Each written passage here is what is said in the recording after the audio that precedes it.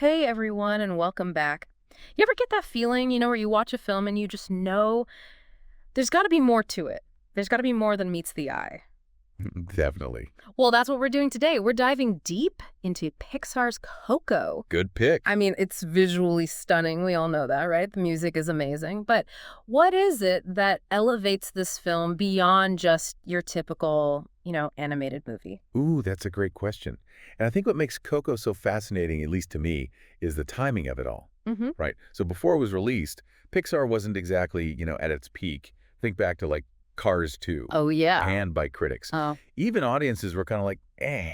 I mean, Brave was better received for sure, but it didn't quite hit those box office highs like, say, Toy Story 3. yeah. And you could feel it, right? Like as a viewer, it's almost like you could feel Pixar was kind of, I don't know, stuck, Mm. relying on these sequels to kind of keep them afloat. Right. And I feel like you could sense that people were really craving something fresh, something new, something original. So do you think, did that pressure, that need for something new influence Coco? Oh, absolutely. In fact, internally, Pixar even called this their second renaissance. Wow. And think about it. Moving away from sequels, that's risky. Opting for a story that centers around Dia de los Muertos, a holiday that a lot of people outside of Mexico maybe weren't even familiar with. Even riskier. Huge risk. Huge risk. And you know what?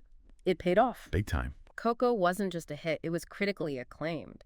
But you're right, choosing Dia de los Muertos, that wasn't just about finding this unique backdrop. It's like it's woven into the DNA of the film. It is. It's so central to the entire story. Mm. See, the Land of the Dead in Coco isn't some, spooky or scary underworld. Think about it. Imagine bustling marketplaces, all bathed in this warm glow of marigolds. Beautiful. Right. Music is echoing through the streets. You've got skeletal figures laughing, dancing.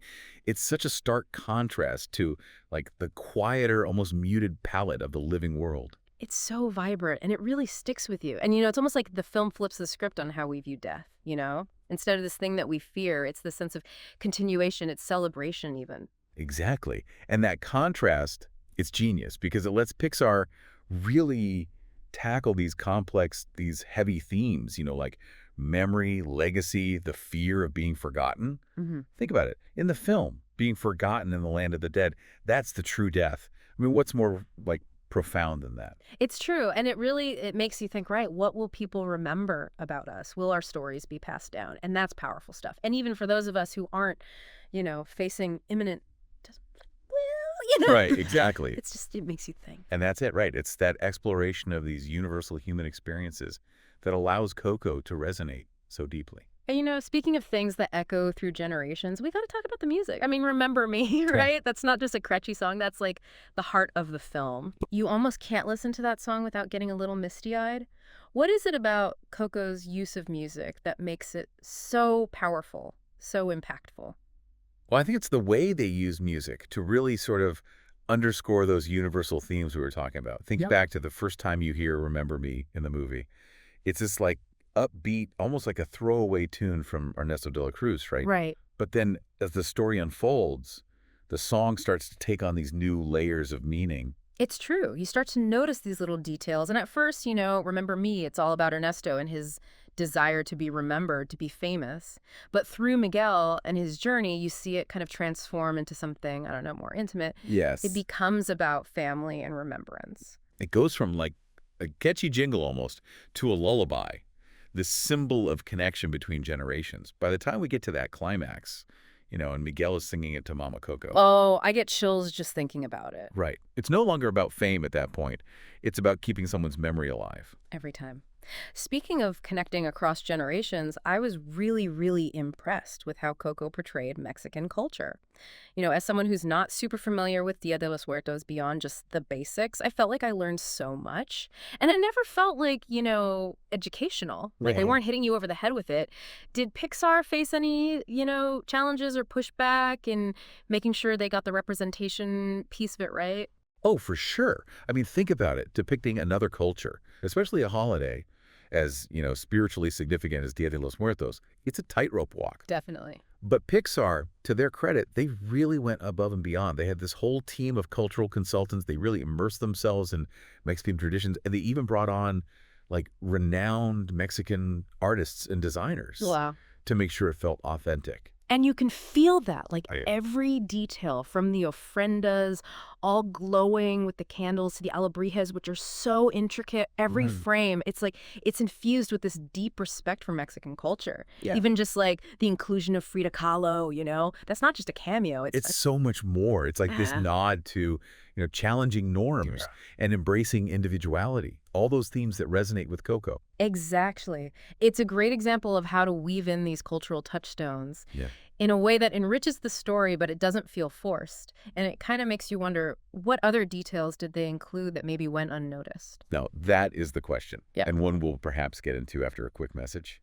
So we've talked about the cultural depth, Pixar taking that risk, moving away from the sequels, but what do you think it is about Coco that really sticks with people, even years later? For me, it's that they managed to strike this really rare balance. They've got the visuals, right?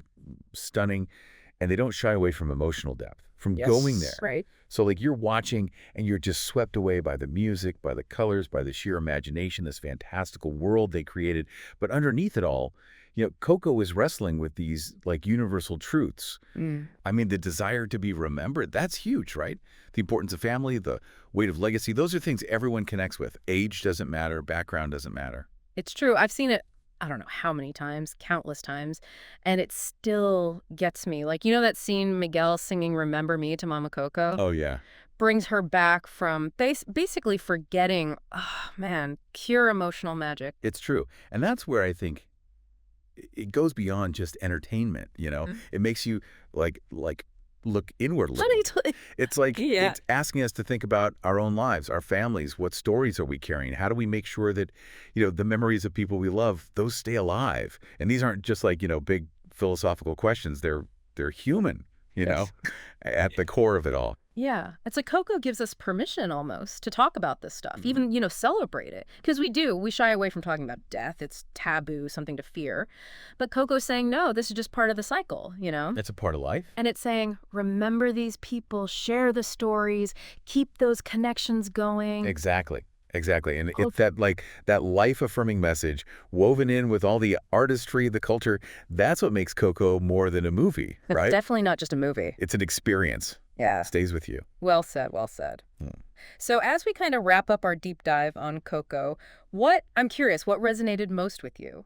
Did any of this conversation maybe give you a new appreciation for how much depth there is to this film? I think for me, honestly, it's Pixar and what they pulled off. Yeah. Taking a concept like Dia de los Muertos and making it into this story that is so true to the culture, yet it can be appreciated by anyone, anywhere. That's impressive. 100%. And for everyone listening, we want to hear from you. What surprised you about Coco? Did your view on it change at all? Or even your perspective on, life and death after going on this little deep dive with us? And hey, until next time, happy viewing.